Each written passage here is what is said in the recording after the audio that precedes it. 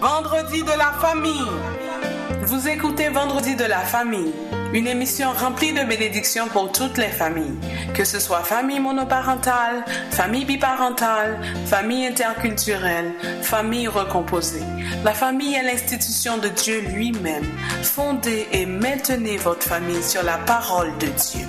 Vendredi de la famille, tous les vendredis de 5h à 6h sur CPAM 1410 AM. Soyez bénis, peuple de Dieu. Soyez bénis, peuple de Dieu. Vendredi de la famille.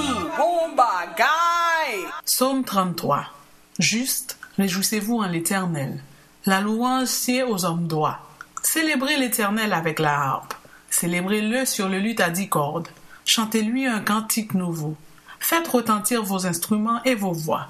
Car la parole de l'Éternel est droite, et toutes ses œuvres s'accomplissent avec fidélité. Il aime la justice et la droiture. La bonté de l'Éternel remplit la terre.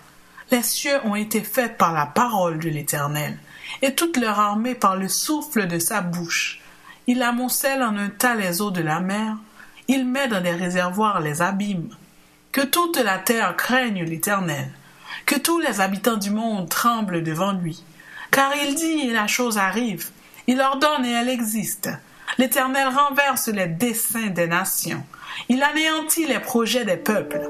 Les desseins de l'Éternel subsistent à toujours, et les projets de son cœur de génération en génération. Heureuse la nation dont l'Éternel est le Dieu, heureux le peuple qu'il choisit pour son héritage. L'Éternel regarde du haut des cieux, il voit tous les fils de l'homme.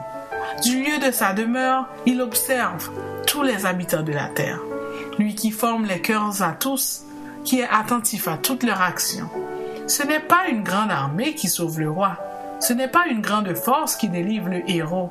Le cheval est impuissant pour assurer le salut, et toute sa vigueur ne donne pas la délivrance.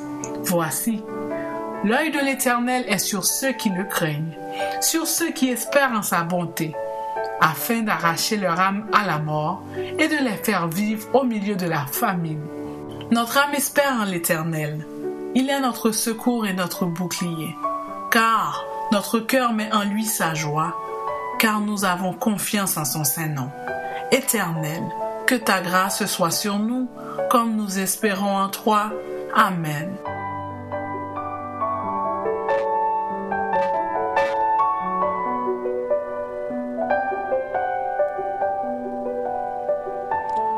Bon matin, chers auditeurs et auditrices de l'émission Rencontre matinale avec notre rubrique Vendredi de la famille.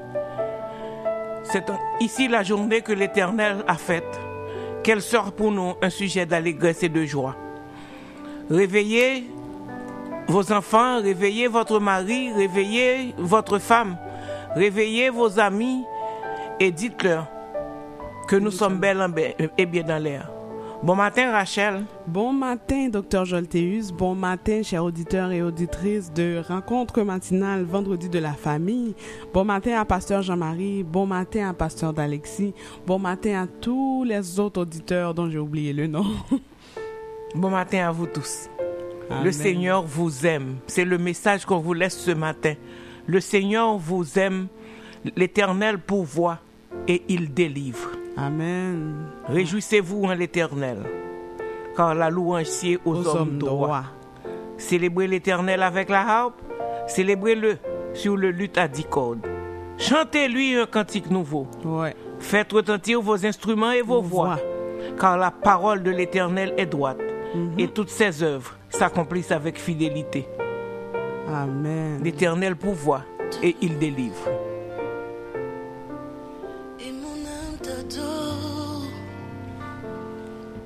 Et mon âme te loue, car nul n'est comme toi. C'est un chant nouveau qui monte dans mon cœur, un cantique d'amour pour mon seul sauveur. Il m'a pris de loin, il m'a lavé et m'a racheté, m'a placé à ses côtés. Non, je n'ai plus peur de rien. Je ne crains plus rien, car le bon berger, alléluia, est de mon côté. Même les ténèbres n'ont plus aucun pouvoir sur moi, car la clé de l'amour, c'est mon maître qui la tient. Quand il me tient la main, nous fonçons droit dans l'armée de l'ennemi.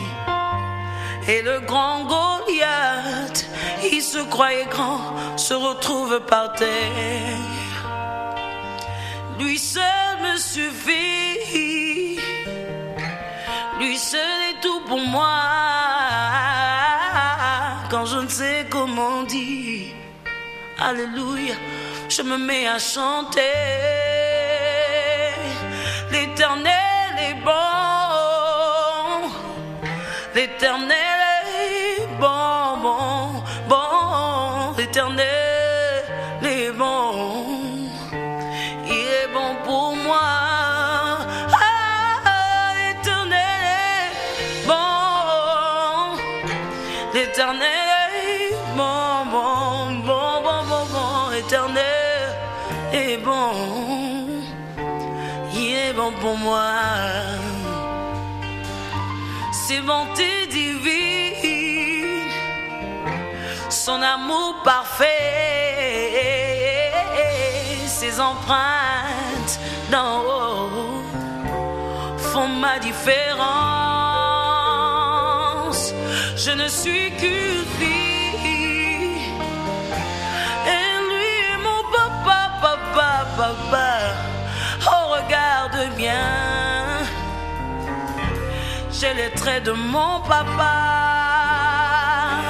Lui seul me suffit, lui seul est tout pour moi.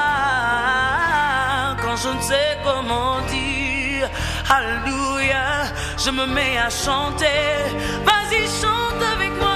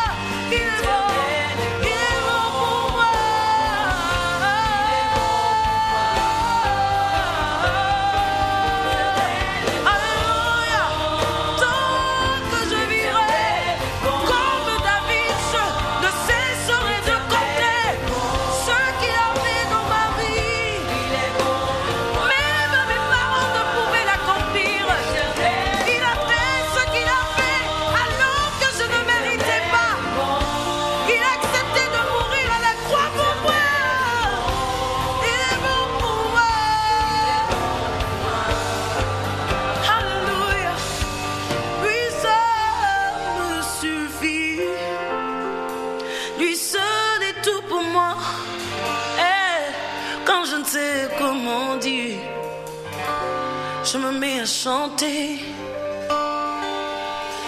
Lui seul est ma force, mon appui, mon rocher. Il est le rocher devant lequel je me réfugie. Tant que je vivrai, je proclamerai qu'il est bon pour moi. Lui seul me suffit, lui seul est tout pour moi. Quand je ne sais comment dire, je me mets à chanter. Quand tu pries, entre dans ta chambre, ferme ta porte et prie ton Père qui est là dans le lieu secret. Et ton Père, qui voit dans le secret, te le rendra. En priant, ne multipliez pas de vaines paroles comme les païens, qui imaginent qu'à force de paroles, ils seront exaucés. Ne leur ressemblez pas, car votre Père sait de quoi vous avez besoin, avant que vous le lui demandiez. Voici donc comment vous devez prier. Notre Père qui est aux cieux, que ton nom soit sanctifié, que ton règne vienne, que ta volonté soit faite sur la terre comme au ciel. Donne-nous aujourd'hui notre pain quotidien. Pardonne-nous nos offenses comme nous aussi nous pardonnons à ceux qui nous ont offensés. Ne nous induis pas en tentation, mais délivre-nous du mal. Car c'est à toi qu'appartiennent dans tous les siècles le règne, la puissance et la gloire. Amen. Parole du Seigneur tirée de Matthieu 6, versets 6 à 13. Le temps est à la prière.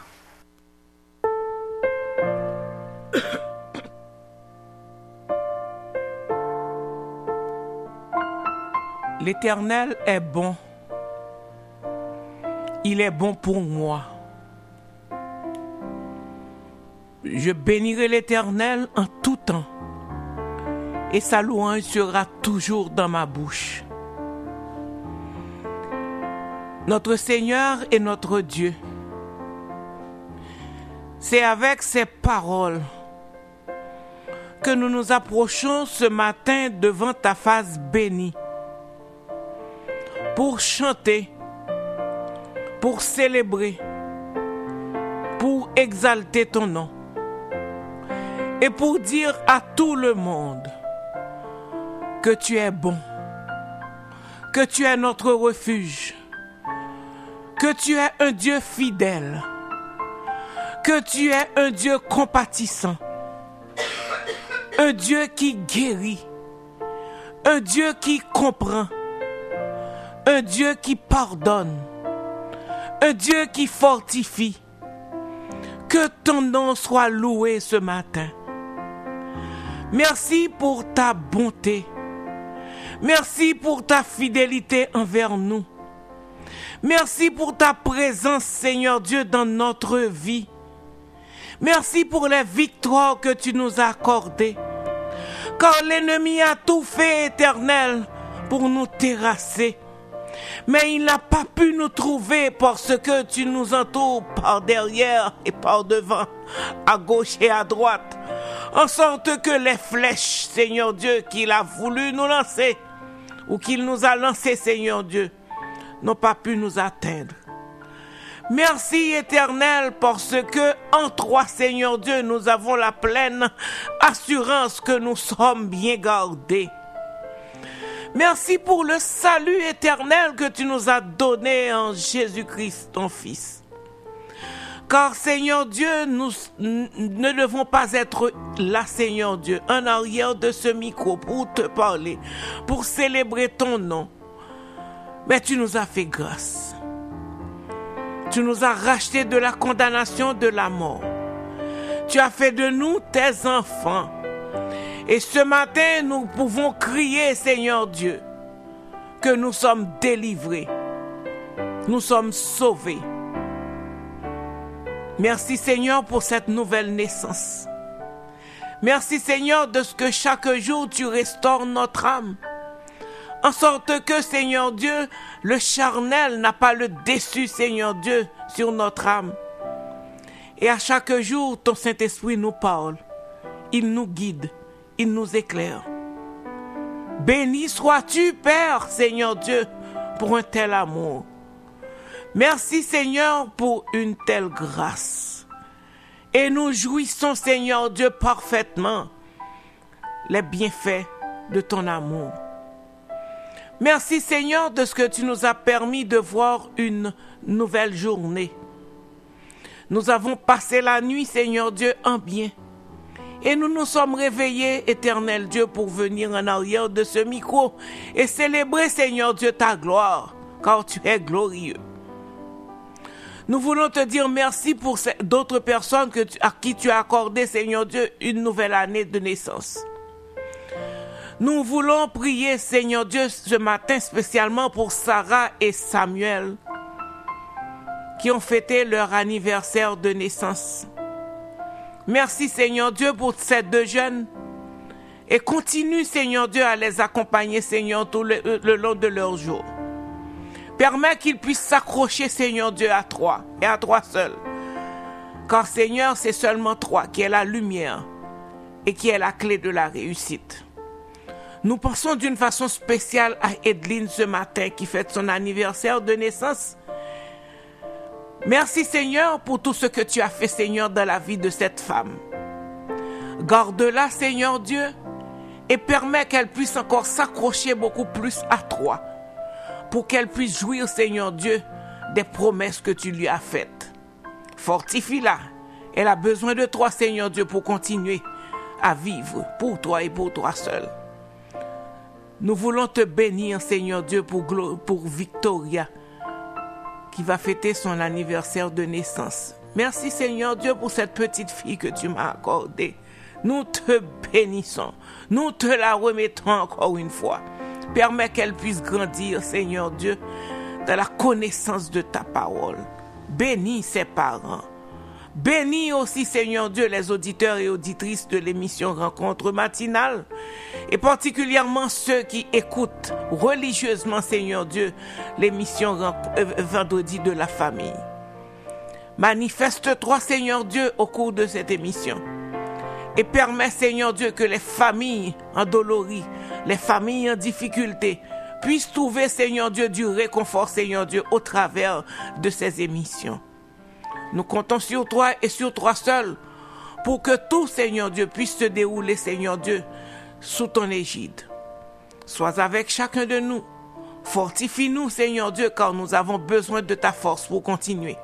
Bénis, Seigneur Dieu, l'équipe de rencontre matinale et permets, Éternel, que ses compagnons, Seigneur Dieu, ses collègues puissent, Seigneur Dieu, trouver, Seigneur Dieu, de la force pour continuer à travailler pour toi.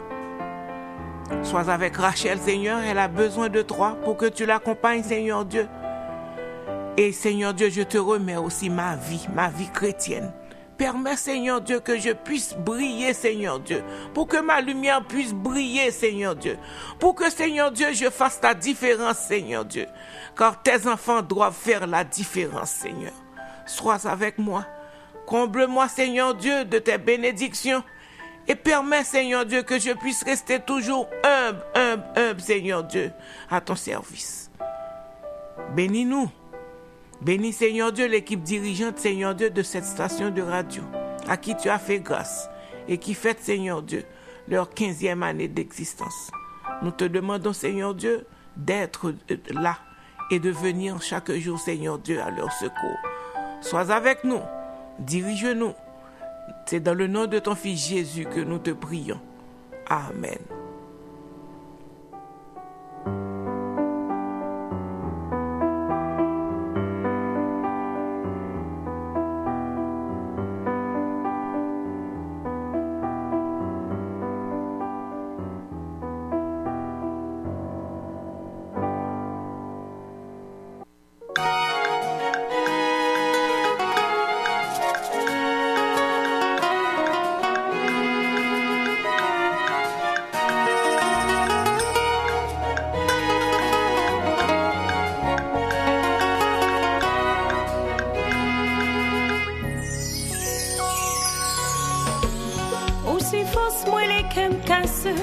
Où c'est trésor que m'a cherché, où c'est tout pour moi. C'est puis quoi richesse, moi posséder. Si vous quittez me côté me brûler Jésus, où c'est tout pour moi.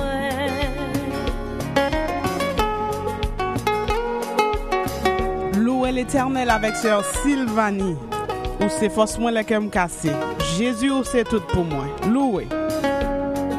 T'es prends honte moi à péché, l'aime briller ou toujours tendait, où c'est tout pour moi. Les moi tomber ou ramasser, l'aime pour comme c'est vous me relais, où c'est tout pour moi.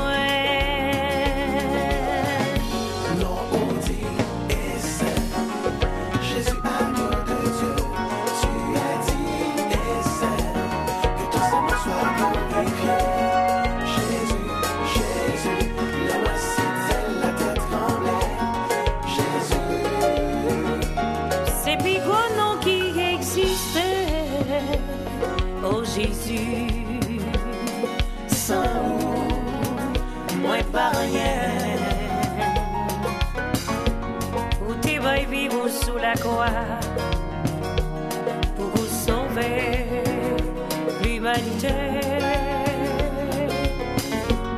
Si yon nan ken pap chambliye, nan ki rache nou nan peche. Ou c'est tout pour moi.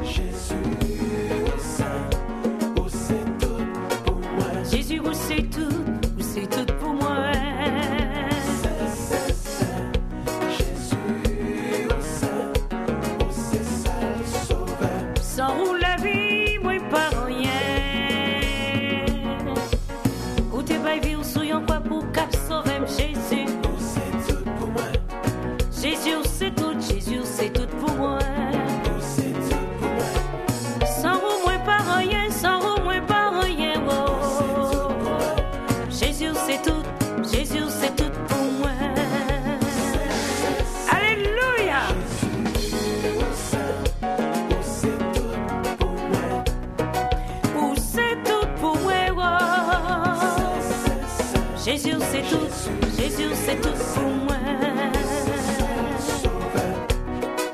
C'est vous qui seul sauve moi. C'est tout pour moi. Jésus c'est tout, Jésus c'est tout, Jésus c'est tout pour moi.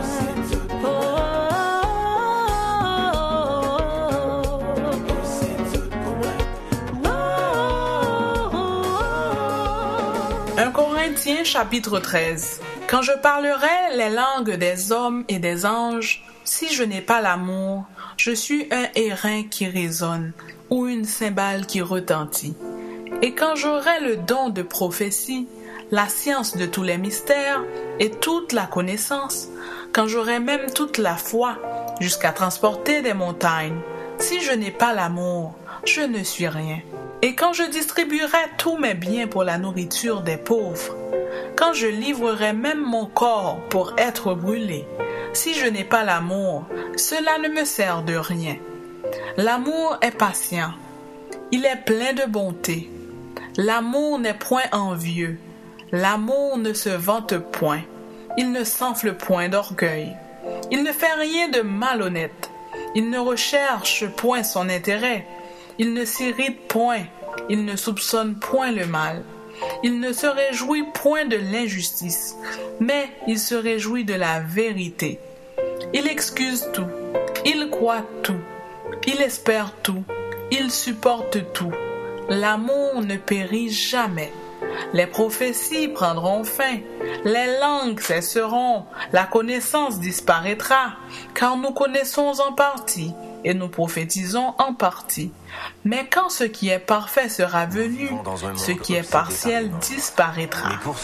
Lorsque j'étais enfant, je parlais comme un enfant, je pensais comme un enfant, je raisonnais comme un enfant. Lorsque je suis devenu homme, j'ai fait disparaître ce qui était de l'enfant. Aujourd'hui, nous voyons au moyen de miroirs, d'une manière obscure, mais alors nous verrons face à face. Aujourd'hui, je connais en partie, mais alors je connaîtrai comme j'ai été connu. Maintenant donc, ces trois choses demeurent, la foi, l'espérance, l'amour. Mais la plus grande de ces choses, c'est l'amour. Amen. Aimables auditeurs et auditrices de l'émission, je vous salue encore une fois dans le précieux nom de notre Seigneur et Sauveur Jésus-Christ. Ce matin, je me propose de vous entretenir sur certaines attitudes ou tendances qui peuvent détruire la vie du couple, tout en essayant de vous outiller à l'aide de la parole de Dieu pour gérer les conflits dans le couple. Dans nos émissions précédentes, nous n'avons jamais cessé de parler des grandes causes génératrices de conflits dans un couple. On veut citer par là l'argent, les belles familles, l'éducation des enfants, les tâches ménagères, la sexualité et autres causes comme la vie professionnelle versus la vie privée, la différence de niveau de formation, le mensonge, l'infidélité et autres. Tout ça, ce sont des signes, des causes de conflit dans le couple qu'on avait énumérées et détaillées pour vous.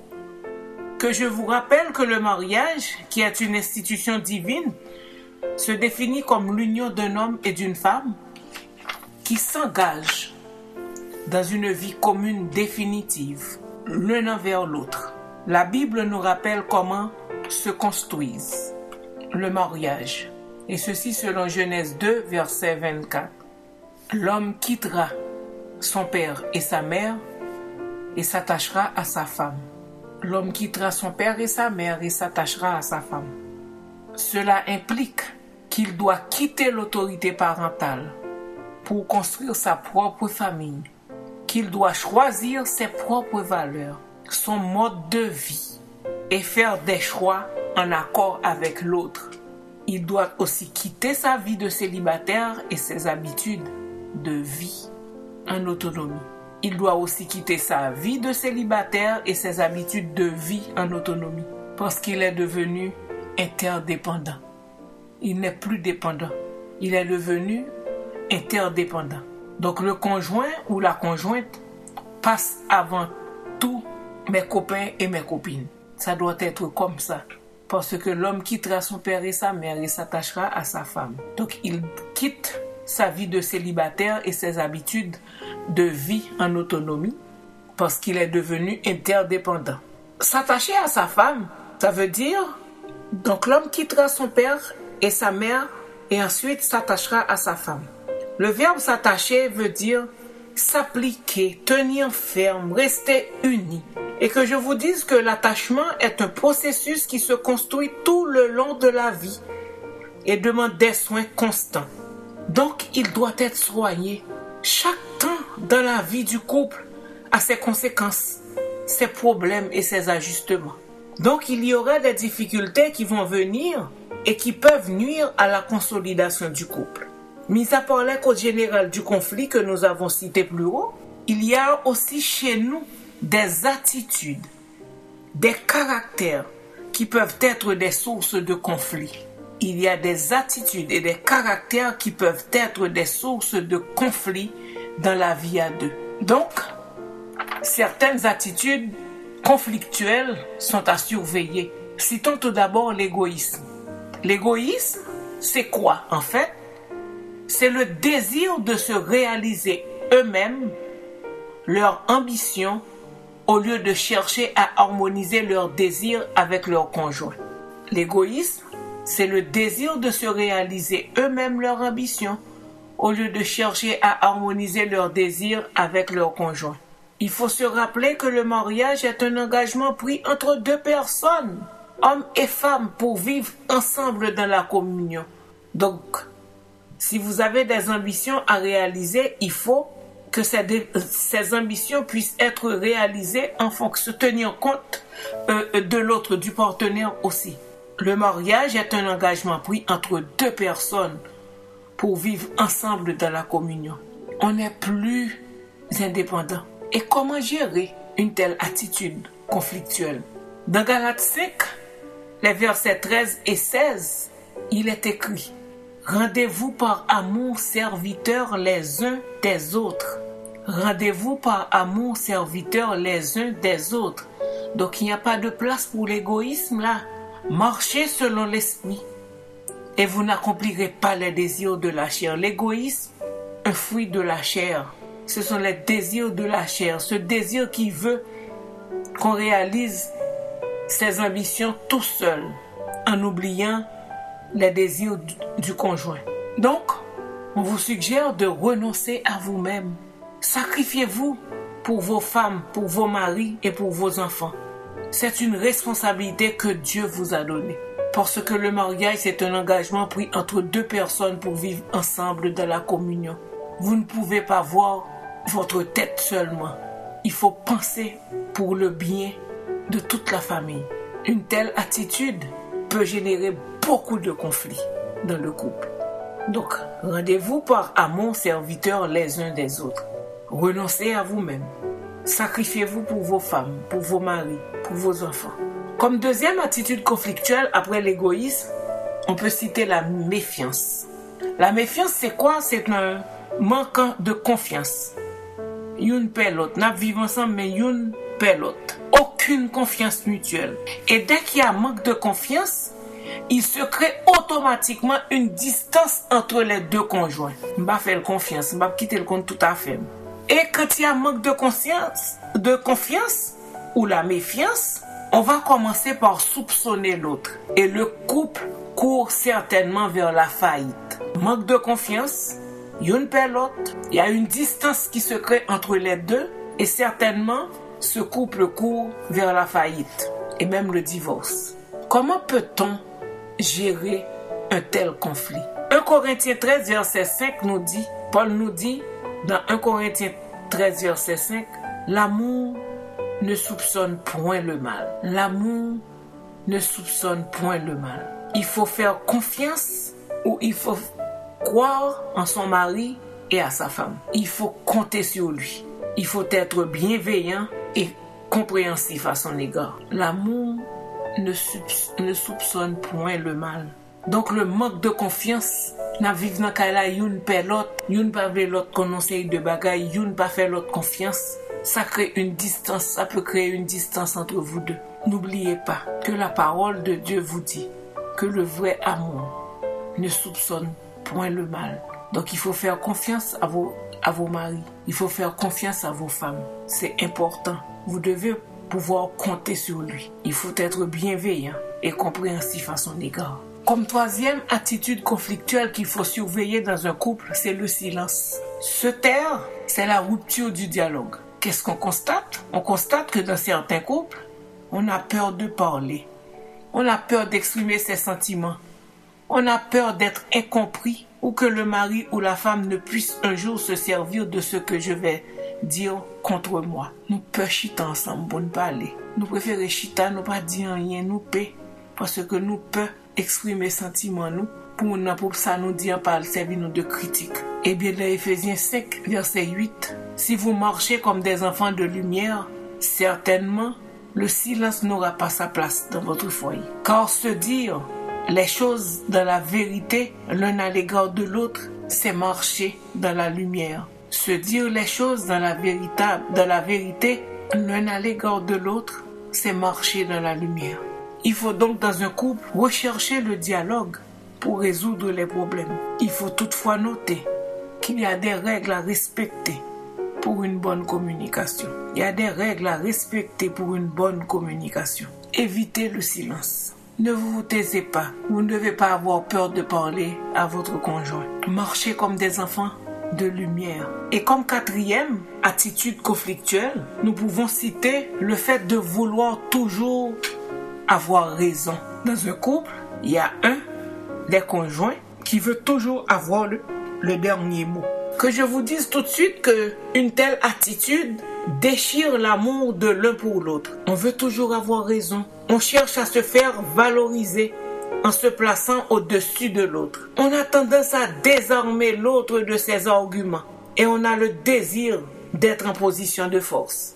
Savez-vous que celui qui veut toujours avoir raison n'est pas intéressé par la vérité? Donc le vouloir avoir toujours raison est une attitude très conflictuelle dans un foyer. Et dans Luc 16, verset 15, Jésus dit aux pharisiens, « Vous cherchez toujours à paraître juste devant les hommes, mais Dieu connaît vos cœurs, car ce qui est élevé parmi les hommes est une abomination devant Dieu. » On comprend tout de suite qu'une telle attitude, celle de vouloir toujours avoir raison, Une telle attitude est une abomination devant Dieu. Mieux vaut construire dans le respect et l'amour. Il faut construire dans le respect et l'amour. Il faut respecter les idées de l'autre. Le fait de nous abaisser au lieu de nous élever nous rapprochera de notre conjoint et nous conduira vers un dialogue efficace. On a tendance, ou du moins il est préférable pour nous de nous abaisser au lieu de nous élever. Car en adoptant une telle attitude, on se rapproche de son conjoint beaucoup plus facilement. Et ceci nous conduit vers un dialogue efficace. Si la première attitude conflictuelle citée est l'égoïsme, la deuxième c'est la méfiance ou le manque de confiance, la troisième le silence quand on refuse de parler, on a peur de s'exprimer, la quatrième c'est le vouloir toujours avoir raison. On veut toujours avoir le dernier mot. Et je peux citer pour vous une cinquième attitude, l'intolérance. L'intolérance dans le couple, c'est dire un des partenaires est très intransigeant. C'est l'intransigeance à l'égard de quelqu'un, l'intolérance. Et c'est en grande partie de l'égoïsme, l'intransigeance. On ne supporte pas le conjoint comme il est. On cherche toujours à le changer, à lui imposer ses critères. N'oubliez pas que je vous avais dit dans les émissions précédentes que chaque personne est différente. Nous sommes différents. Et qu'est-ce qui arrive dans l'intolérance? La personne exerce une intransigeance à l'égard de l'autre. Il ne supporte pas le conjoint comme il est. Et on cherche toujours à changer son conjoint, à lui imposer ses critères. On manifeste peu de compréhension à l'égard des besoins et des désirs de son conjoint. Pas entendre des gens, c'est Paul là qui sort dire, c'est lui-même qui vous fait. Pas essayer d'entendre des gens pour comprendre lui-même, mais tu imposes, tu veux lui imposer des critères, tu dois être comme ça, c'est de l'intolérance. Comment gérer l'intolérance dans un couple? Colossiens 13 et 7 nous dit que l'amour ou celui qui aime n'abandonne pas. Donc on doit l'accepter comme il est, parce que l'amour supporte tout avec patience. L'amour supporte tout avec patience. Il y a encore 5 autres attitudes conflictuelles. Mes chers auditeurs, je vais m'arrêter ici aujourd'hui. Et la semaine prochaine, on verra les 5 autres attitudes qui peuvent générer des conflits dans un couple ou la famille. Mais je vous invite cette semaine à réfléchir sur vous-même. Faites une auto-évaluation et posez-vous la question. Est-ce que par mon attitude, je ne contribue pas au déclin de ma famille? Faites une auto-évaluation de votre vie et posez-vous la question, est-ce que par mon attitude je ne contribue pas au déclin de ma famille? Est-ce que j'aime comporter maintenant? Attitude ne peut pas permettre que je chicane tout le temps. Non, famille, est-ce que je ne suis pas égoïste? Est-ce que je supporte mon nom moi-même j'en lié, je ne pas tout jour corriger? Est-ce que je ne pas prendre le dessus tout le temps? C'est idée pas pour passer. Est-ce que je fais mari confiance ou bien madame moi confiance? Donc soyez honnête avec vous-même dans ce processus d'auto-évaluation. Reconnaissez vos faiblesses. Consacrez-vous ou bien et confessez-vous à Dieu. Confessez-vous à Dieu, je m'excuse. Il connaît vos faiblesses et vos chutes. Il connaît vos faiblesses et vos chutes de chaque jour. Et il est riche en son amour. En tant que chrétien, nous devons aimer comme Christ. Vous pouvez chanter toute cette semaine ces chants de consécration. Rends-toi maître de nos âmes, Esprit Saint, Esprit d'amour, et de tes divines flammes, embrase-nous en ce jour. Oh, viens, Esprit de Dieu, fais-nous sentir ta présence, revêt-nous de ta puissance et baptise-nous de feu. Nous avons besoin du Saint-Esprit pour nous guider, pour prendre place en nous, pour nous accorder l'Esprit, le Saint-Esprit. Demandez au Seigneur de nous transformer quand je sais que c'est difficile et demandez au Seigneur de vous transformer. Adoptez ce refrain ou cette chanson cette semaine. Je veux un cœur nouveau, le baptême d'en haut, de feu, de foi, de charité. Je veux un cœur régénéré, un cœur vrai, un cœur droit, un cœur prêt à servir, un cœur soumis, un cœur plein de bonté, un cœur content, un cœur toujours heureux, un cœur aimant le bien. C'est pas facile. Quand vous aurez découvert les attitudes qui peuvent générer des conflits chez vous, dans votre famille, demandez à Dieu de vous aider. Demandez-lui de vous transformer, de vous régénérer le cœur. Un cœur aimant le bien. Un cœur content, un cœur heureux, un cœur qui respecte, un cœur de foi, un cœur de charité. Je prie que le Seigneur vous vienne en aide, car nous avons besoin de surveiller ces attitudes conflictuelles, de les gérer parce que les clés pour agir se trouvent dans la parole de Dieu. Et comme ça, vous connaîtriez des moments heureux. Vous vivrez dans une famille épanouie et tout ceci fera la gloire de Dieu. Merci et à la semaine prochaine.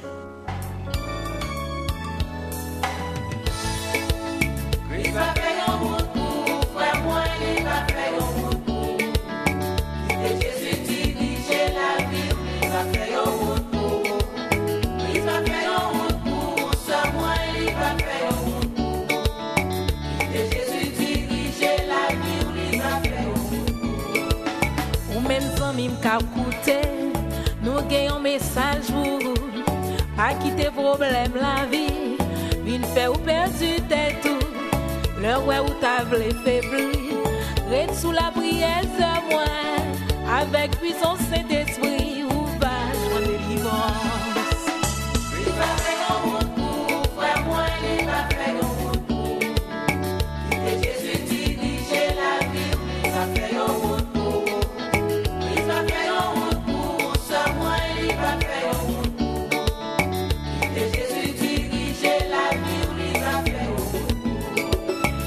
Dieu qu'on fait route frère moi côté qui va jamais où l'on va notre travail c'est moi ou va jamais comprendre ça la paix fait en route pour la paix guider où c'est moi même dans mi temps désert Christ va son retour il va faire en route pour frère moi il va faire en route pour et Jésus dirige la vie il va faire en route.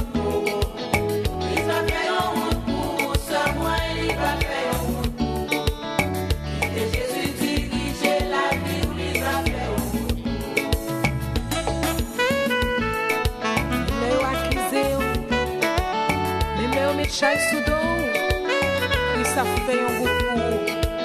Christ a tracé son chemin pour vous. Pas décourager frère moi, pas décourager soeur moi. Christ qu'on fait route côté pas de route.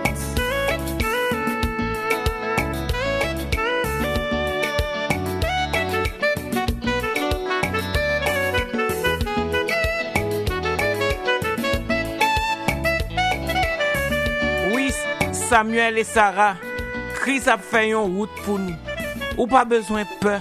Nous pas besoin de peur. Christ a fait une route pour nous. Où est ou bras chaviré, bateau presque coulé. Où est pas gagné espoir, seulement font coup d'œil sur moi. Le mesure gardé en haut, même là où perdu la foi, Christ va pour nous.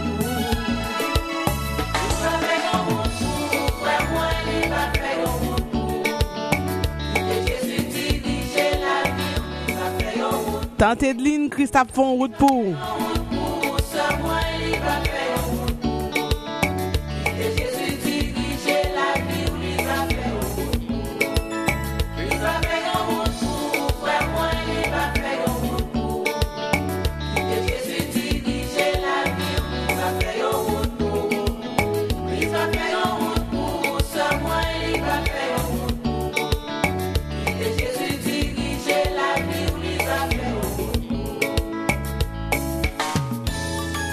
Chers auditeurs et auditrices, chacun d'entre nous qui avons des difficultés, ou bien qui même si on n'a pas de difficultés, mais depuis qu'on ne voit pas un chemin, Christ peut faire une route pour nous. C'est lui qui compte faire route, c'est lui seul qui cap faire route. Soyez bénis. Vendredi de la famille. Vous écoutez Vendredi de la famille, une émission remplie de bénédictions pour toutes les familles, que ce soit famille monoparentale, famille biparentale, famille interculturelle, famille recomposée. La famille est l'institution de Dieu lui-même. Fondez et maintenez votre famille sur la parole de Dieu. Vendredi de la famille, tous les vendredis de 5h à 6h sur CPAM 1410 AM. Soyez bénis, peuple de Dieu. Soyez bénis, peuple de Dieu. Vendredi de la famille. Bomba, guy. Vendredi de la famille. Proverbe 11, verset 14. Quand la prudence fait défaut, le peuple tombe et le salut est dans le grand nombre de conseillers. Chers auditeurs, aujourd'hui j'aimerais vous donner des conseils en matière d'assurance et de services financiers, car la Bible nous exhorte à la prudence dans nos finances. Aujourd'hui j'aimerais vous parler de l'assurance invalidité. Durant une invalidité, vous êtes incapable de travailler. Donc vous perdez non seulement votre principale source de revenus, mais en plus, vous avez des dépenses supplémentaires à cause de votre maladie ou bien de votre convalescence. Pour cela, vous avez besoin d'une protection d'assurance invalidité individuelle, chers auditeurs, qui vous offre des prestations mensuelles non imposables en cas de perte de revenus suite à un accident ou à une maladie. Quels sont les critères d'admissibilité de l'assurance invalidité? Pour être admissible à souscrire à une assurance invalidité, il faut que vous soyez citoyen canadien ou résident canadien, âgé entre 18 et 59 ans. Aussi, il faut que vous travaillez au moins 21 heures par semaine de façon régulière et continue. Pour les travailleurs saisonniers, il faut que vous travaillez au moins 8 mois par année. Pour ceux d'entre vous qui ont déjà une couverture d'assurance invalidité, je vous encourage d'aller vérifier si vous êtes couvert pour les deux types d'invalidité, c'est-à-dire invalidité totale et invalidité partielle. Souvent, je rencontre des gens qui sont couverts seulement en cas d'invalidité totale, tandis que s'ils sont partiellement invalides, l'assurance ne va pas payer. Pourquoi? C'est parce que quand vous avez pris votre assurance, vous avez été mal conseillé, vous avez mal choisi. Dernière petite anecdote avant de conclure. Tout récemment, j'ai eu l'opportunité de rencontrer un travailleur autonome qui avait dans le passé pris un contrat d'assurance invalidité avec un autre conseiller. Puis récemment, elle a dû faire une opération chirurgicale. Donc, elle a dû fermer son entreprise pendant 1 mois ou 2. Là, elle a appelé la compagnie d'assurance espérant de recevoir des prestations mensuelles d'assurance invalidité parce qu'elle a payé pour. Et puis là, la compagnie lui dit, mais désolé madame, vous n'aviez pas un contrat d'assurance invalidité, vous aviez un contrat d'assurance maladie grave. Qu'est-ce qui s'est passé, chers auditeurs? On lui a vendu de l'assurance maladie grave à la place de l'assurance invalidité. En plus, nous avons un défaut dans notre communauté, c'est qu'on ne prend pas le temps de lire notre contrat. On fait confiance aveuglement à la personne qui nous a vendu le contrat. Chers auditeurs, vous devez savoir que les gens ne sont pas tous honnêtes. Il y a des conseillers qui voient leur intérêt avant les vôtres. Alors, faites affaire avec quelqu'un de sérieux. Sur ce, je vous remercie d'avoir pris le temps de m'écouter. Que Dieu vous bénisse, chers auditeurs. Au micro, c'était Rachel Poinville, conseillère en sécurité financière, baccalauréat en sciences, maîtrise en administration des affaires. Pour plus d'informations à ce sujet, contactez-moi dans le 514-452-6711. 514-452-6711.